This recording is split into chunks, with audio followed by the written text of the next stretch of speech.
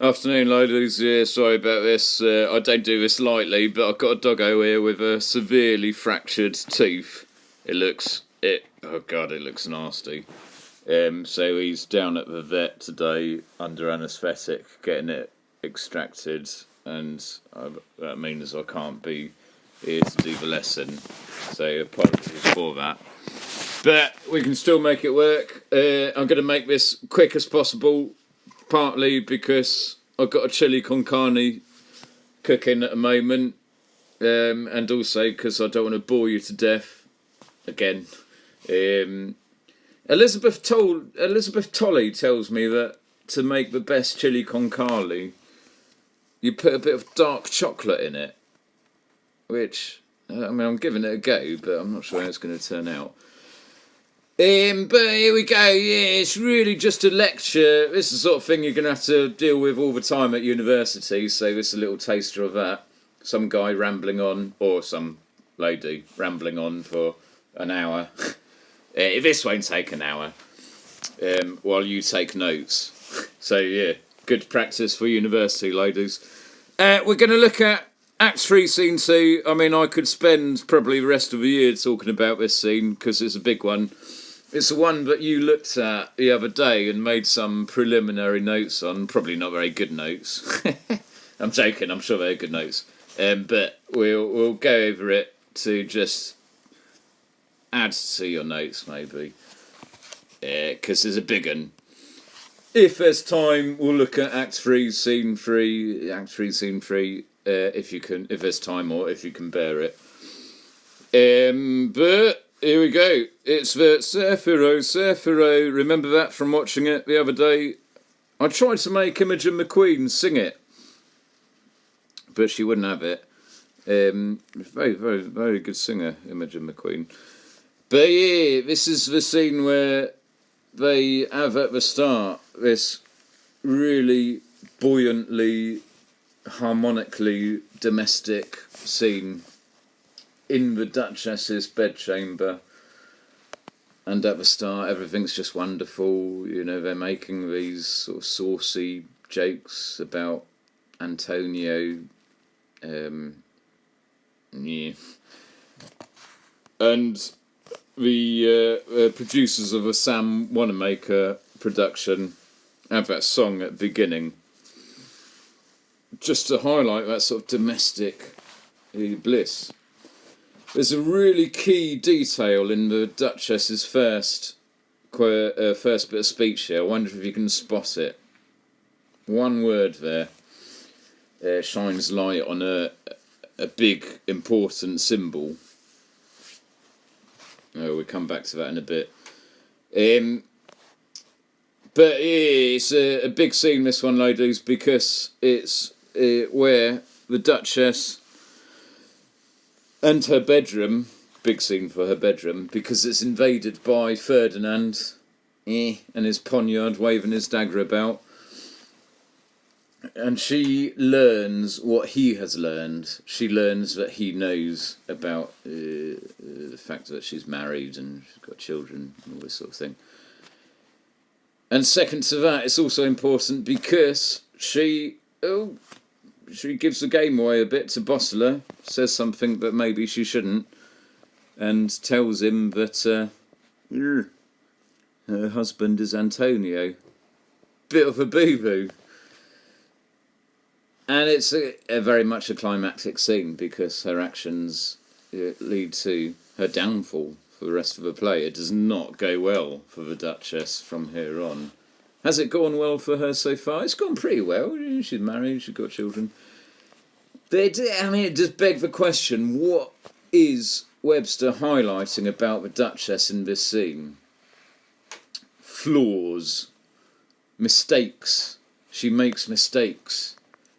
It's that typical Aristotelian tragic heroine / hero archetypal thingamajig of making mistakes. Think back to those golden GCSE days of Macbeth. What was his mistake? What was his flaw? His hamartia? And think how that compares to the Duchess's flaw here. They're quite different natures. Quite different natures of Hamasha. Yeah, come back to that in a bit. Let's look at this domestic harmony. Oh, they miss it out. I'm using the dodgy online version, but there's loads of sort of sex jokes, aren't there? You might remember Cariola from watching it. She asks Antonio, what is it? Something about why does he rise so early? So I'm just looking at my book because I haven't got it in the screen version.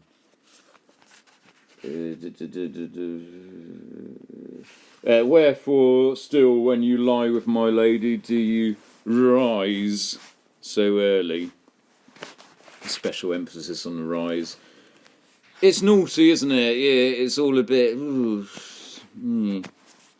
But let's think about what Webster's doing. It's very similar to Act 1. He's breaking his character of the Duchess out of that archetypal trap of a lusty widow. Yeah. She is not an immoral, licentious, lusty widow. She is a woman who, guess what, has sex and enjoys it. Webster is working so hard to align his audience with this outrageous idea that a woman should be able to enjoy a sexual experience. It's a bedroom, you know, it's a wife and a husband. There's going to be some sex here, isn't it? But what makes it seem legitimate? What makes it seem not immoral and dirty to the audience? I mean, I think Cariola plays a big role in that because she's here to watch it. I mean, well, she's not going to watch it, but yeah, she makes it seem something more wholesome than just two people here making sex jokes. She's making the sex jokes, so it takes some of that immoral licentiousness away from the Duchess herself. Cariola bears that burden. Yeah. And it's just crafted to seem healthy, isn't it? You cannot help, no matter how puritanical your societal context, you can't help but just enjoy the opening of this scene. But yeah, there's some more strategies that Webster's pulling out of his sleeve here. Let's look at Antonio. He says to Cariola, "When are you going to get married? When will thou marry?" Never. Look at his response. How does this align the audience with the relationship of Antonio and the Duchess here? Well, he tells a story based on mythological figures.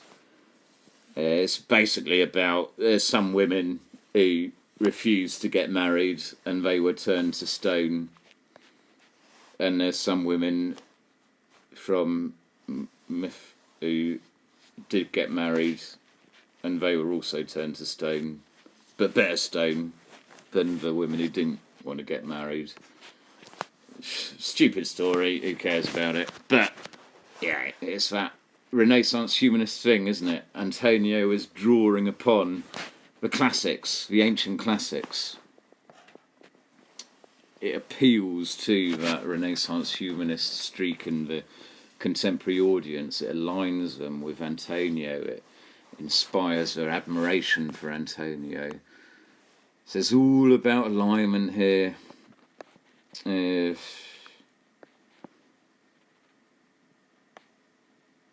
Nothing I particularly like here. Nothing particularly enjoyable. But yeah, I mean, I asked you about the bedroom setting.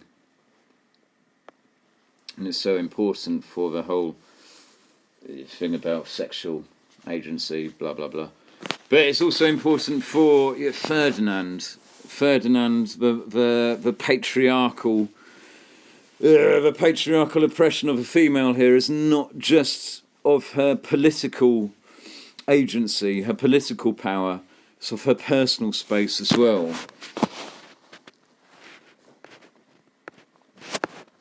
There's going to be some pretty awkward pauses here, ladies. It's quite late in the evening, I'm afraid, and I'm just...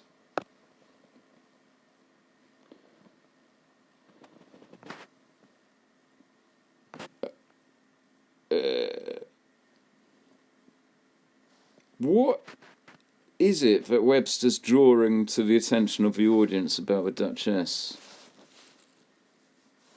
It's not all positive here, is it? There's flaws. What's she fixated on here? And let's go back. God, I'm scrolling everywhere, sorry. But let's go back to that key detail at the start. Did you spot it? There it is. The glass. This, of course, is the looking glass. The mirror. And scrolling back down again. Here she is looking in the mirror. Thinking about the colour of her hair, worried that she's turning grey. What's the flaw Webster's highlighting? Yeah, this is where... I'm not that happy with Antonio here. I'm quite happy with Antonio. He and Cariola suddenly turn into 5-year-old children and play this silly little silly little prank on the Duchess by hiding from her, and she thinks they're still there. And she's looking in the mirror. Yeah, I suppose as people do before they go to bed. They brush their hair in the mirror, worry that they're turning grey in the hair. It's very much a thing the Renaissance audience would pick up on. A common symbol at the time in art, in Renaissance art, and in Renaissance literature. Was a mirror. That's a symbol of vanity. And it does seem that Webster's drawing our attention to the Duchess's vanity here, doesn't it? But I think it's a more complex vanity than just worrying about the colour of her hair. I mean, think of what we've seen of her journey. In what ways could we say that the Duchess is guilty of vanity? She's a sovereign figure, a public figure, and yet she has this fixation on her private life. She has the vanity to assume that she can live a separate private life to her public, a private life that's separate to her public responsibilities. Is that the vanity that Webster is drawing our attention to here, perhaps? It is the vanity that exposes her, it makes her vulnerable to Ferdinand, because she's fixating on herself at this moment. Ferdinand can enter unseen. God knows what blimmin' Antonio and Cariola are doing. I mean, they're hiding in the cupboards. Presumably they see Ferdinand enter, but efficaciousness people that they are, especially Antonio, they do nothing. But yeah, I mean, here comes Ferdinand, all sort of emotional, edgy, and basically after several years reveals that he knows that she's married. I do like some bits here, ladies, so I'm going to ramble on about a couple of bits here. Back with his poniard, waving his dagger about, good old phallic stuff going on. Think of Darth Vader's helmet, that kind of thing. But I like this bit. He talks about virtue. Virtue, where art thou hid? Looking at the Duchess. Where's virtue hiding here? What is this hideous thing? Looking at the Duchess, what's this hideous thing that's eclipsed, that's hidden virtue? I mean, there's so much going on here. For one thing, yeah, he desires her, and isn't it? I mean, isn't it amazing how in literature and I suppose in life too, we see how this passionate desire for someone can so abruptly transform into violence and anger. I suppose it's not amazing, really, is it? It's frightening. But his discussion, his thoughts on virtue here. Virtue is a loaded word, especially when we think of Rossetti. Rossetti's notions of female virtue and how she attacks female virtue.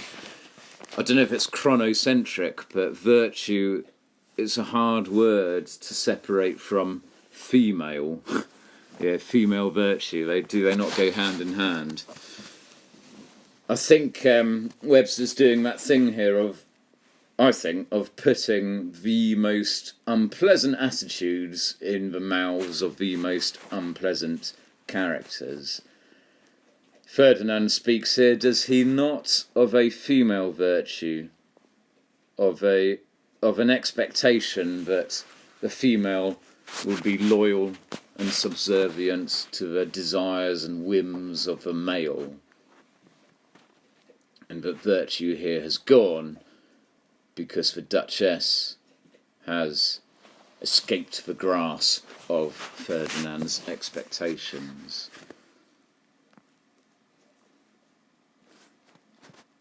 It's just nice, it's nice. Or is it true thou art but a bare name and no essential thing? It's great writing. He's talking about virtue still. Is it true? Is it possible that virtue, the concept of virtue, doesn't really exist? It's just a name.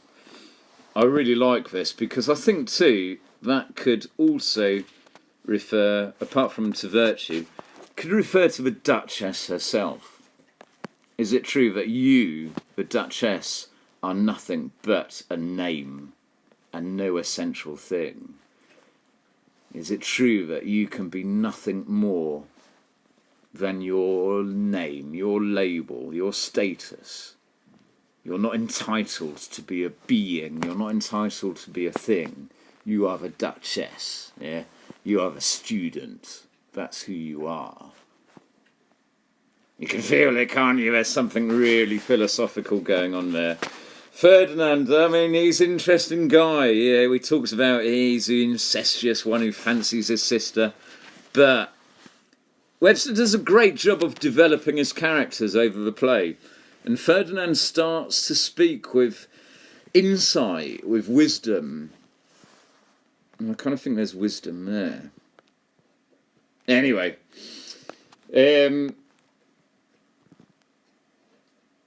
some good writing, isn't it? I will plant my soul in my ears. It would be good writing if I could read it properly. The Duchess, yeah, really embodying the ego here, speaking very rationally. She's pointing out to Ferdinand that I am married. Married being the key word because it connotes legitimacy, that she's not done anything wrong. She's entitled to get married as a widow. She's entitled to remarry. She's simply exercising her rights and has done nothing wrong.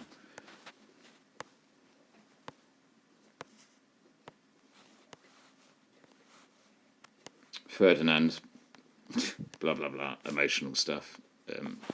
I'm sure there's some nice stuff in there. But I draw your attention to the Duchess here. Why might not I marry? I have not gone about in this to create any new world or custom. She's doing nothing new. She's committed no transgression here. She is implicitly bringing highlight to the irrationality of Ferdinand's response. The Duchess never really acknowledges the perversity of Ferdinand's behaviour, but she does get close to it here by asking such rational questions. She draws attention to Ferdinand's irrational emotional response. But there's better stuff in that. Where does it come? There's a bit here where we can do some very, very clever stuff. This bit here. I like how they stage this in the Sound Wanamaker production that you watched on Monday. This is a bit where Ferdinand sits down close to his sister at the front of the stage. Almost looks like they're little children, their siblings, sharing a story. And he tells this story about reputation, love and death. I mean, I personally don't find it a very fascinating story, but it's basically about how the Duchess has lost her reputation and it's never coming back.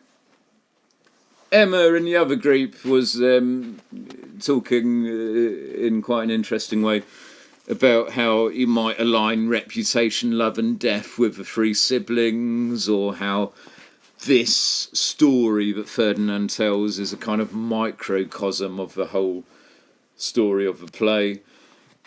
Yeah. I mean, there's some possibilities like that. But this is very useful because of the nature of storytelling that Ferdinand's using here. Right, let's look at what he's doing. He's got these abstract entities, reputation, love, death, abstract things, yeah, that he is personifying into characters. Yeah, they travel the world and all that stuff. These abstract things become characters. All right. Useful thing to know here is that was a trope of medieval storytelling. There was a genre of medieval storytelling called medieval morality plays, where all these medieval people would put on a little play to entertain the villagers, give them a break from making houses out of cow dung or whatever. And the plays would often involve characters based on abstract entities. So you get things like death. Death would become a character, a Grim Reaper sort of thing. Time would be personified as a character. And it's just that sort of medieval form of storytelling that Ferdinand's using here. So think about how a Renaissance audience would respond to Ferdinand's mode of storytelling here. Yeah. Renaissance people, they like themselves, they think they're all very advanced and a league ahead of the medieval culture. So seeing Ferdinand here use such a medieval form of storytelling is going to have a powerful effect on their alignment. Ferdinand seems archaic here. Consequently, his attitudes seem archaic. It's a really useful bit for if you get the opportunity to use it in your writing for context, because of that very medieval style of storytelling that Ferdinand uses. Well, that's why I get paid the big money, ladies, for finding things like that. No one else would be able to spot that, I tell you. Blimey, Antonio's got a gun. Look. It's a bit late though, isn't he? Because Ferdinand's gone. And only when Ferdinand's gone does Antonio summon the guts to actually come out of his cupboard. Yeah, I've got very mixed feelings about Antonio. I mean, he seems like a sort of nice guy and everything, but God, he's not very useful, is he? Sat in his cupboard while the Duchess deals with Ferdinand. But yeah, is that another sign of Webster's progressivism? That the Duchess doesn't actually need her husband here.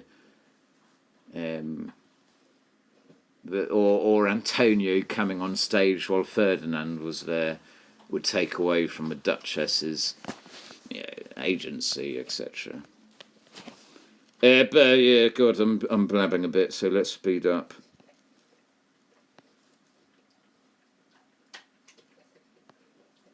Speed up by saying nothing. Yeah, good. Bossler's here to help us out. So Bossler comes in here, and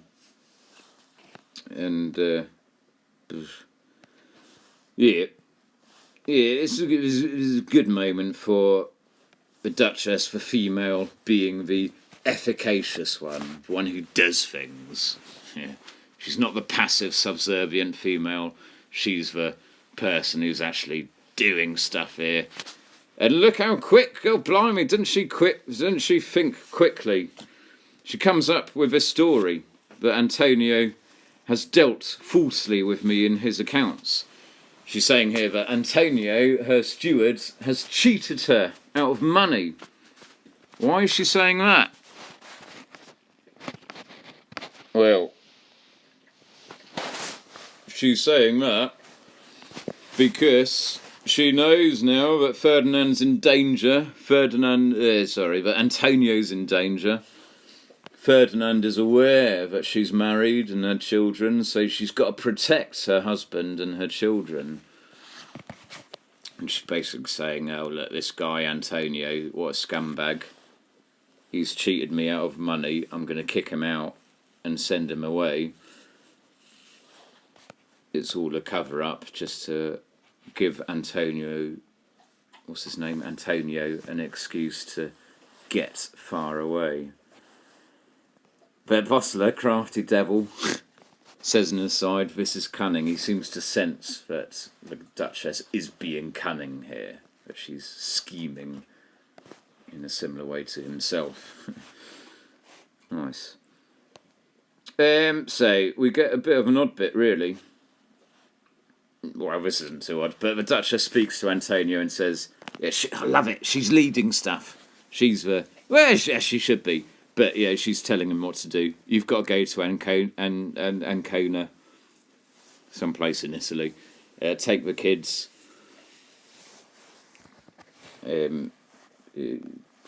Go, basically. It's dangerous for you to stay here. Go to Ancona. I'm going to tell this story about how you've cheated me out of money. Isn't it odd, though, how the Duchess has to rely on deception to protect her family? Does that say more about the Duchess, or does it say more about the society she exists? Blimey. Does it say more about the Duchess, or more about the society she exists in, that she has to fall back on deception for her plan to work?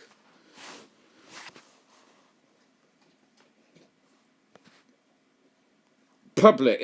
Look at the structure of this scene, ladies. I mean, it's one of my favourite things, public-private.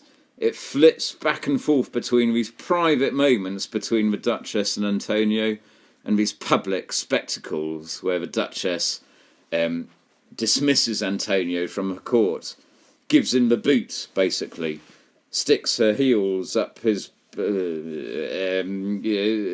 puts on this show of being really angry with him and kicking him out. Private, public, truth, deception. There's a lot of parallels going on here. Antonio, blah, blah, blah. And they're crying. Antonio's crying and looking really sad. But he's a bit pathetic, isn't he? I mean, he's a bit... I do worry that I'm a bit like Antonio, but he's very pathetic. Yeah, so this is the odd bit. It just seems a bit incongruous, but of course it's important. But the Duchess here with these officers,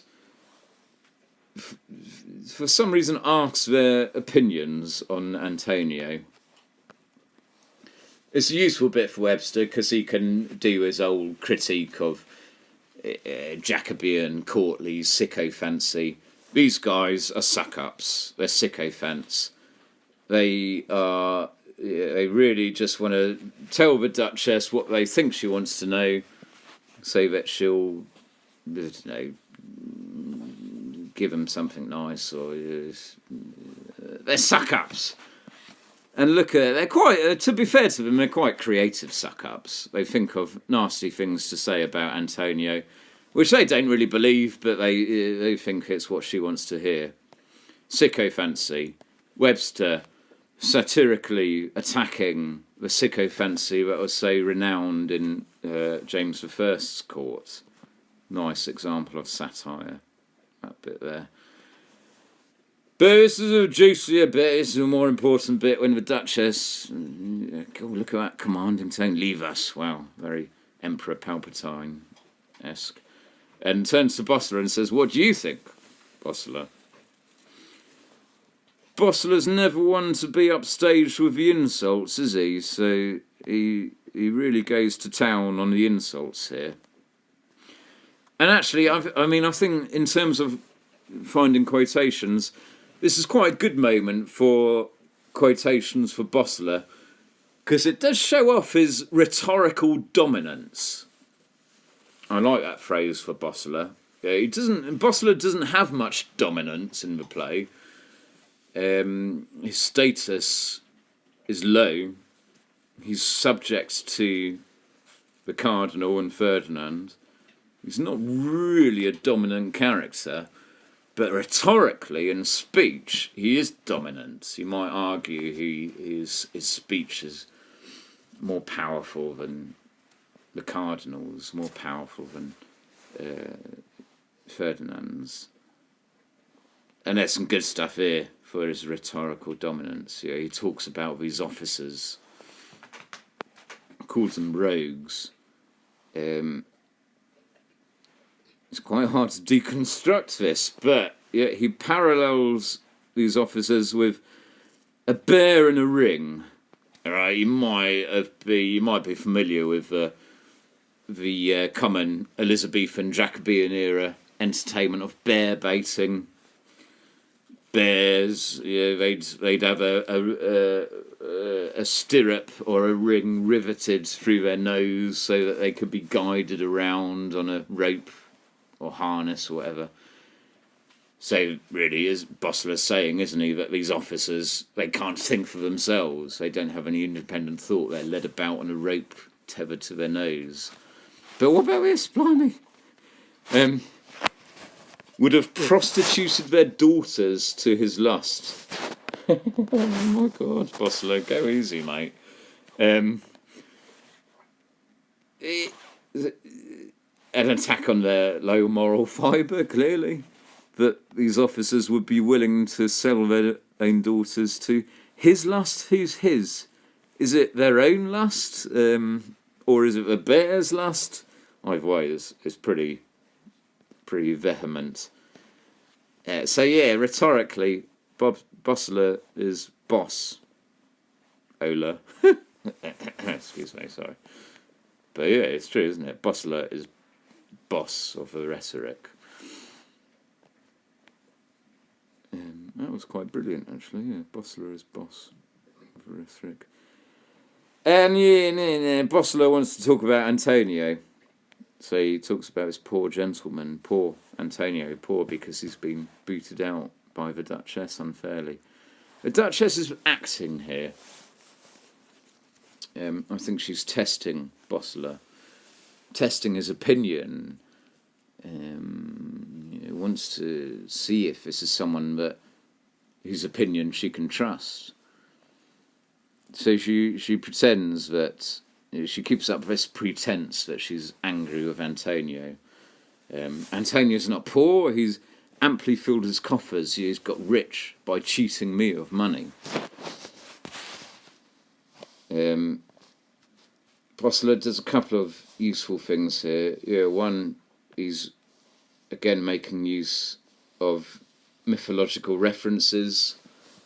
The audience find themselves perhaps reluctantly aligned with Bosler here because of that whole Renaissance humanist thing.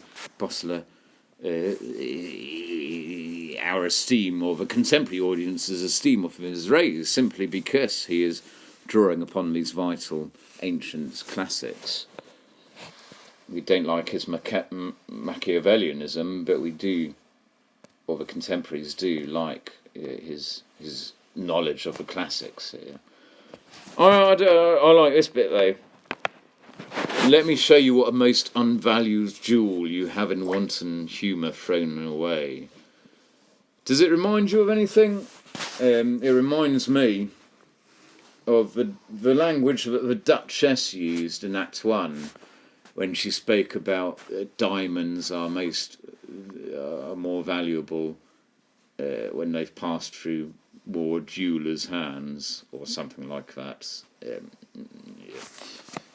But it's very much an echo or an analepsis of the Duchess's language about jewels and about value. Is this Bosler being crafty, or is this Webster wanting us to spot a parallel, a concept of value, and how value is measured? The Duchess continues her test, but he, Antonio, was basely descended. He's a dirty, rotten, common, gutter-crawling scum, she's saying, isn't he, basically? Obviously, that's not what the Duchess thinks of Antonio, but she's testing Bosler. She's testing his opinion of Antonio. And Bosler, more rhetorical dominance. He says some beautiful things, doesn't he, really? Maybe he's a beautiful man after all. Will you make yourself a mercenary herald, rather to examine men's pedigrees and virtues? You shall want him.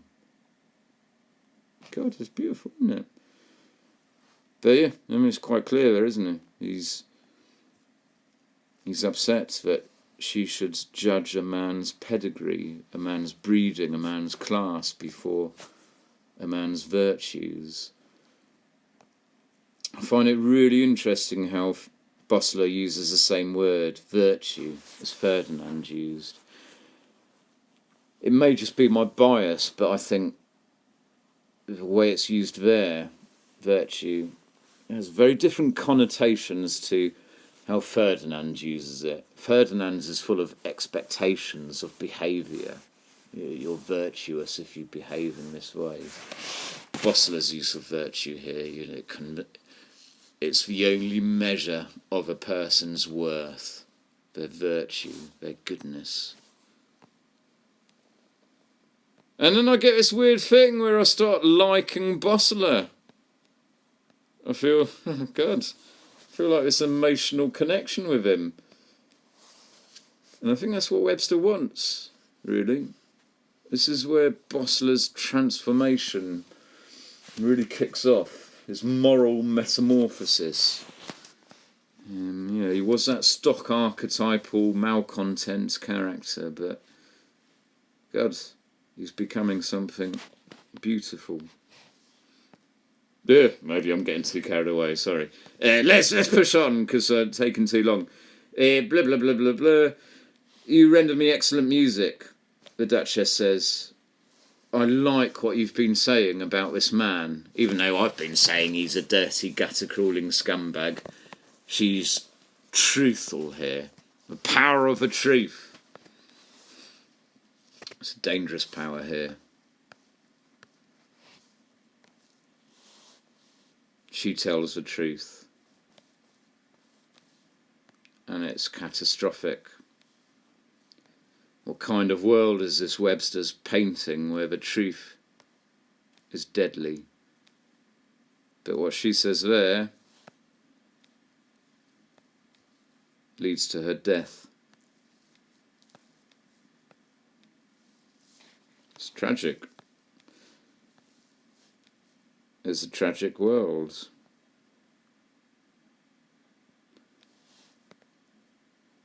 Bosler, I mean, he's very touched. I do. Do you think it's sincere? I think it's sincere what he says here. Do not I dream? Can this ambitious age have so much goodness in it as to prefer a man merely for worth, without these shadows of wealth and painted honours? I don't think it needs much explanation, does it? I think it's quite clear what he's saying there. But I think it's the sincerity of his amazement that such a thing can actually be possible in this world that's striking there. The Duchess just can't keep her mouth shut, can she? Dear, oh dear. Sorry, Duchess, but really ought to rein it in a bit. But keeps firing off these disastrous truths. Bossler says some more bits that will probably get me more emotional, so let's skim over it.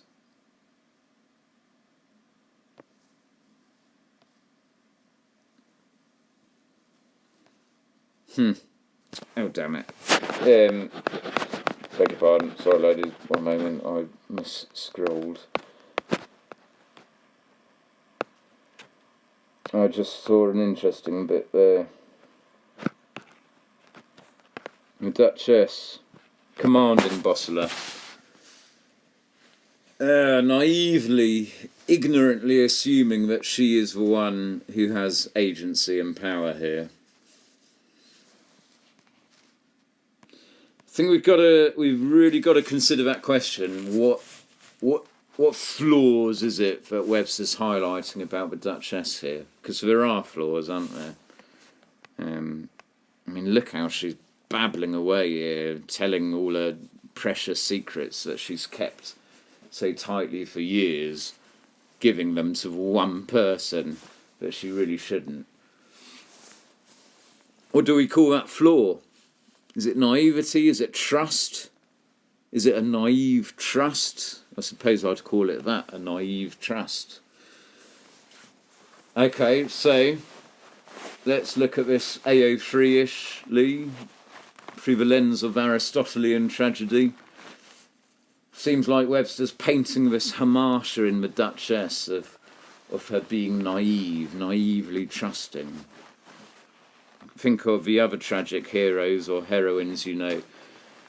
Think of Macbeth and his ambition, his unbridled ambition. It's a bit different to trust, isn't it?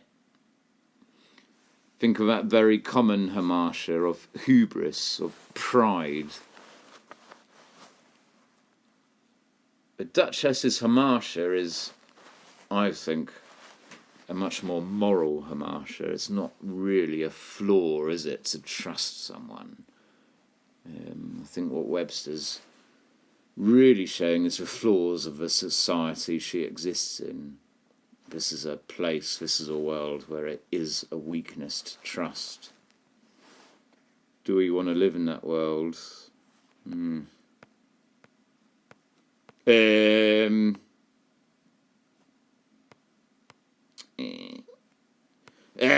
Just plot points. Bossler gives advice here that the Duchess should pretend to go on a pilgrimage to Loretto, to the shrine of a Lady of Loretto, so as to escape the dangerous proximity of Ferdinand.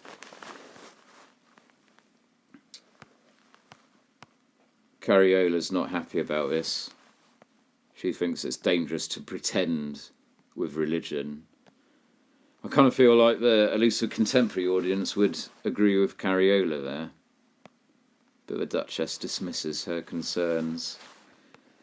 Bossler's intention is to waylay the Duchess on her way to Loretto. He's told her to go, but he's going to jump out on her while she's on her way, in disguise, take her prisoner.